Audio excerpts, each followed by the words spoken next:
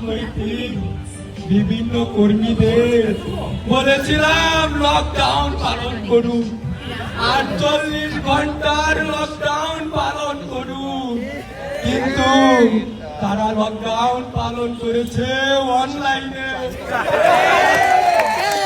অফলাইনে কোনো লকডাউন নেই।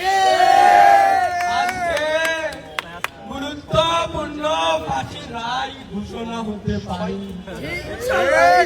অনেকজনকে ফাঁসি দিয়েছে এই ট্রাইব্যুনাল, অনেকজনকে ঝুলিয়েছে, রশি নিয়েছে ঢাকা ভার্সিটি থেকে। কি হয়ে গেল যন্ত্রণা, বুকটা মেটে যায়। কালকে রাত্রে একজনে নক দিল, বলল কাদের সাহেব আমরা কৃষক লীগ আন্দোলন করব, রাজপথে নামবো। আমি বললাম কোন শাখার কৃষক লীগ?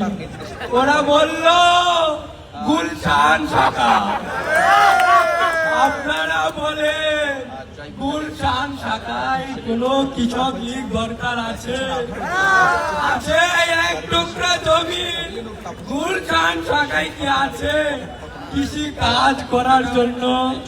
না, এইভাবে কৃষক লীগ, তাঁতি লীগ গঠিত হয়েছে গুলশানে, ধানমন্ডিতে।